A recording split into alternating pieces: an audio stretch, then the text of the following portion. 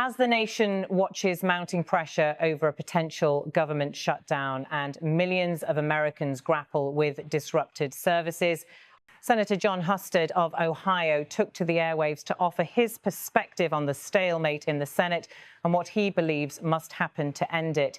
He began by framing the situation bluntly. "I voted 4 times to open the government.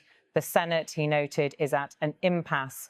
And while both parties are blaming each other, the end game must be focused on reopening federal operations."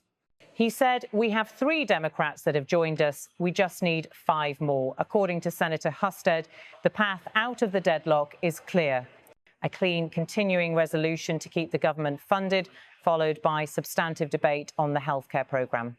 He explained the formula. "This is how stalemates are usually broken. A clean CR. Republicans did it when Joe Biden was in office. Keep the government going." The senator emphasized that his party's priority is to restore government operations first, then engage in the heated discussion on reforming the Affordable Care Act. "Here's the bottom line," he said. "We're having disagreements over healthcare.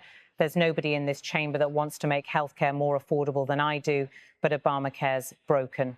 It is a flawed program.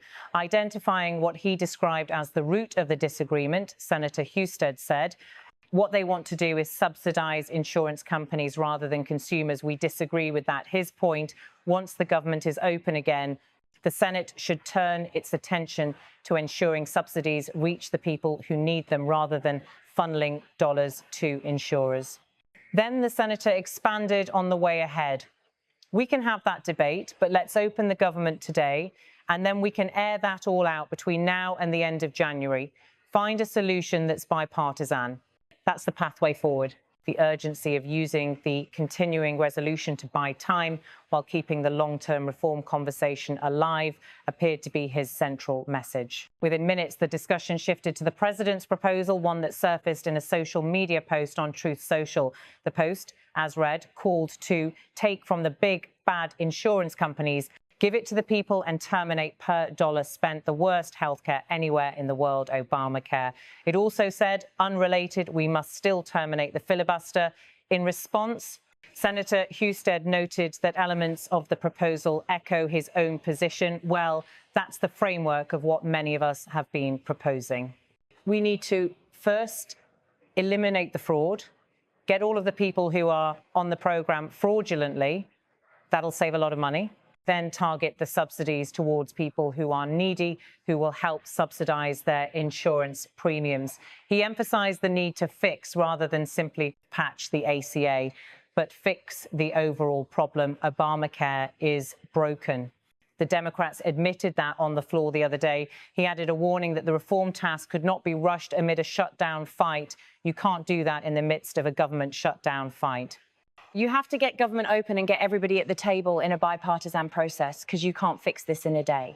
Today created this problem over 15 years. It's going to take us more than 24 hours to fix the broken Obamacare system. Turning to the second part of the president's post, the call to eliminate the filibuster, Senator Husted was frank. Well, we're talking about trying to do things on a bipartisan basis. If you eliminate the filibuster, that means you've given up on that. He pointed out that any bipartisan compromise becomes much harder if the Senate removes the 60-vote threshold. The Democrats keep saying they're going to stand up to President Trump. He noted, well, he's going to be president for 3 more years. If they intend to keep the government shut down for 3 more years, then I guess everything has to be considered, including eliminating the filibuster. Senator Husted then painted a picture of what is happening behind the scenes in the Senate chamber. He conveyed a cautious optimism. "I believe there is a reason for hope," he said. He described how some of his Republican colleagues who had initially opposed a funding measure were now seeing the tangible consequences in their home states: cancelled air flights, food assistance delays, federal workers missing paychecks. They walked past government workers every day who were struggling because they're not getting paychecks. So, yes, I think that is getting to the hearts of some people, to their consciences. He offered what he called a possible solution path. I do think there's a chance we have a new approach, a continuing CR that would also have 3 appropriations bills that have passed on a bipartisan basis this chamber already. Put those together, end the shutdown, get people paid, and then we may have to revisit this at the end of January. But this is a way forward. I think we can get it done.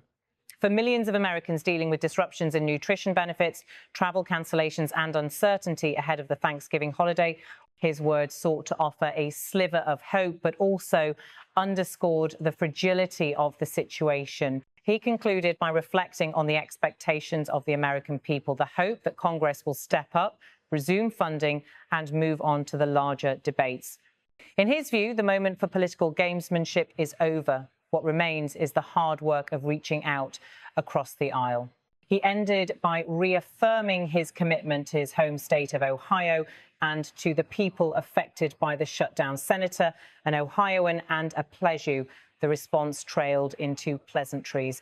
Senator Husted frames the current impasse as the result of failed strategy. The government remains unfunded because neither side is willing to concede. His prescription is simple: open up the government now via a clean CR, then do the harder work of reforming healthcare later. Central to his argument is the belief that the Affordable Care Act is broken and needs substantial reform. His language, subsidize insurance companies rather than consumers, underscores a key fault line in Washington, who benefits from federal health care dollars. He is arguing that the subsidy flows have shifted too far toward industry rather than patients, and that must change.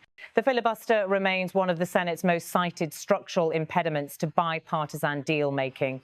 By bringing up the potential elimination of the filibuster, Senator Husted claims that to keep working in a bipartisan fashion, you cannot, as a practical matter, remove that 60-vote requirement, particularly when ideological and party divisions are high.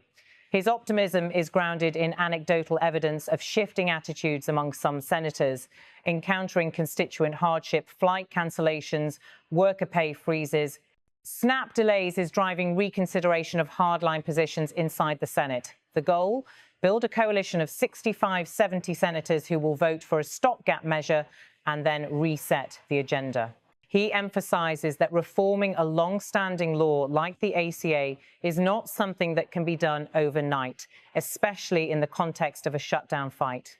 His timeline, open government now, revisit reforms through the end of January, aims to buy time and reduce risk of further cascading failures.